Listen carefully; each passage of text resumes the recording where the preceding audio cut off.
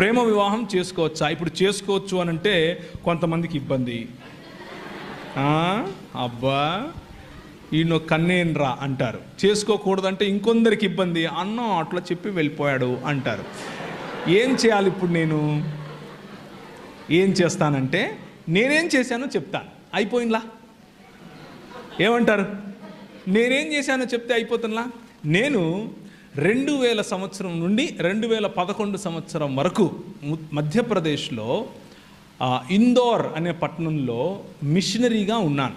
మిషనరీగా ఉండి పరిచర్య చేశాను. పరిచర్య చేసే సమయంలో నేను మా పాస్టర్ గారితో కలిసి పనిచేశాను. మా పాస్టర్ గారు చాలా భక్తిపరుడు, చాలా దేవుని రాజ్యం కోసం చాలా కష్టపడతాడు. నేను ఆయనతో కలిసి పనిచేస్తూ ఉంటే వాళ్ళ అమ్మాయి నన్ను పెళ్లి చేసుకో అని నన్ను అడిగింది.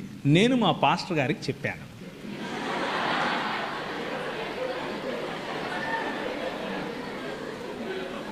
రెండు కలిపే కదా, కలిపానా లేదా? చూసారా? అందుకే ట్రిక్కీ క్వశ్చన్లు మీకే కాదమ్మా, మాకు తెలుసు. నేను మా పాస్టర్ గారికి చెప్పాను, అయ్యా మరి ఆమె నన్ను పెళ్లి చేసుకోమని అడుగుతా ఉంది, మీరు ఓకే అంటే సమయం తీసుకుని మా ఇద్దరికి కౌన్సిలింగ్ ఇవ్వండి, మేము పెళ్లి చేసుకుంటాం. లేకపోతే రేపటి నుంచి మళ్ళా దాన్ని ఏమంటారు, ఎవరికి వారే యమునా తీరే అని చెప్పాను. చెబితే ఆయన 2 రోజులు టైం తీసుకుని ప్రార్థన చేసి మా అమ్మతో మాట్లాడి, మా అమ్మ ఆయన ఒక మాట అనుకుని, సరే నో ప్రాబ్లం, ఆ అమ్మాయిది చదువు అయిపోయి ఆ తర్వాత చేసుకుందులే అన్నారు. ఒక 2 సంవత్సరాలు గ్యాప్ తీసుకుని ఇద్దరం ఒకరినొకరు అర్థం చేసుకుని వాళ్ళ ముందే, మా తల్లిదండ్రుల ముందు, అంటే మా భార్య తల్లిదండ్రుల ముందు అర్థం చేసుకుని, తర్వాత ఆమె చదువు అయిపోయిన తర్వాత చక్కగా అందరి ముందు మా పెళ్లిలో ఒక 6000 మంది వస్తే ఆ 6000 మంది ముందు పెళ్లి చేసుకుని ఆ తర్వాత భార్యాభర్తలుగా చలామణి అయ్యాం. ముందు భార్యాభర్తలు అయిపోయి తర్వాత పెళ్ళిళ్ళు చేసుకోకండి అని చెప్తున్నాను. అది తప్పు. ముందు ప్రొక్లమేషన్, ఆ తర్వాత కాన్సమేషన్. అంటే మొదట ప్రకటించాలి, ఆ తరువాత ఒకటవ్వాలి. కనుక పురుషుడు తన తల్లిని తండ్రిని విడిచి తన భార్యను హత్తుకొనెను, ప్రేమికురాల్ని కాదు. జాగ్రత్తగా వినండి. తన భార్యను హత్తుకుంటాడు, ప్రేమికురాల్ని కాదు. సో ప్రేమ తప్పు కాదు.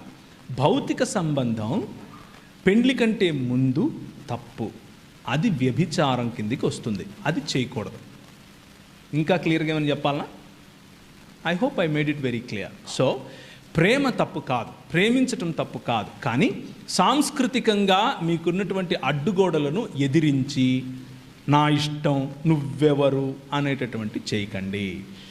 మీ పెద్దల దగ్గరికి తీసుకెళ్ళండి, పెద్దలతో సంప్రదింపులు చేయండి, పెద్దల యొక్క ఆశీర్వాదం తీసుకోండి. కొంతమంది ఒప్పుకోరు, కొంతమంది ఒప్పుకోనప్పుడు దానికి ఉన్న కారణాలు తెలుసుకోండి. మీకంటే ఎక్కువగా మీకోసం మిమ్మల్ని ప్రేమించే వాళ్ళు ఆలోచిస్తారు కాబట్టి వాళ్ళ పర్స్పెక్టివ్ని కూడా అర్థం చేసుకోండి. అర్థం చేసుకున్నప్పుడు మీరు ఒప్పుకోగలిగితే పర్వాలేదు. ప్రేమ గుడ్డిది అంటారు కదా, అలాంటి మోజులో కనుక ఉంటే మరి అది కొంచెం ఇబ్బందే, అది మీకే ఇబ్బంది, లాంగ్ రన్లో మీకు ఇబ్బంది అవుతుంది. సో జాగ్రత్తగా ఆచితూచి. ప్రేమ అన్నది భావన కాదు. చాలా జాగ్రత్తగా వినండి ఈ పాయింట్. ప్రేమ, love is not just an emotion, love is a decision. ప్రేమ అన్నది ఒక నిర్ణయం, జీవితాంతము ఉండేటటువంటి నిర్ణయం, ఎటువంటి పరిస్థితుల్లో కూడా పోకుండా ఉండేటటువంటి నిర్ణయం. ఆ నిర్ణయం తీసుకోవటానికి మీరు త్వరపడాలి, అంతేకాని భావోద్వేగాలకు లోనయ్యి ఏది చేయకూడదు. అలా చేయటం వల్ల మీకు, మీ కుటుంబానికి, మీ సంఘానికి కూడా తలవంపులు, అది మంచిది కాదు. ఇకపోతే ఆఖరి మాట, ప్రేమ వివాహాలలో, ప్రేమ వివాహాలు అన్నవి ప్రేమ వివాహాలైనా లేకపోతే తల్లిదండ్రులు కుదిర్చి చేసే వివాహాలైనా ఏవైనా సరే కులము అన్నటువంటి ప్లాట్ఫామ్ మీద చేసుకోకూడదు. లాస్ట్ టైం వచ్చినప్పుడు కూడా మిమ్మల్ని ఇట్లనే ప్రేరేపించిపోయినా, ఇప్పుడు కూడా ప్రేరేపిస్తున్నా, కులానికి వ్యతిరేకంగా నిలబడండి. TV9 వాడు నీకంటే బెటర్ క్రైస్తవుడు.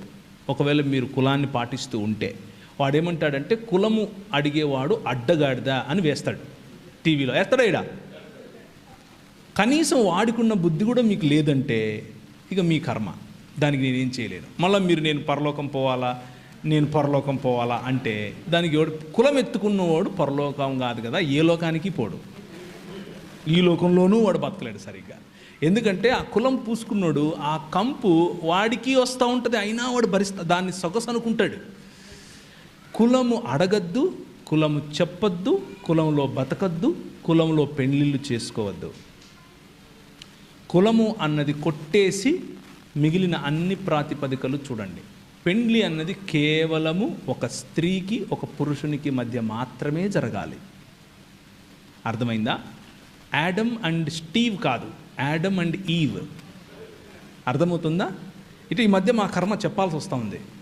ఎందుకంటే మన సుప్రీంకోర్టు వాళ్ళు చెప్పారు అలాగేం లేదండి, పురుషులు పెళ్ళిళ్ళు చేసుకోవచ్చండి, మీరు చేసుకోండి. క్రైస్తవ సంఘము దాన్ని పెండ్లిగా చూడదు, దాన్ని సహించదు.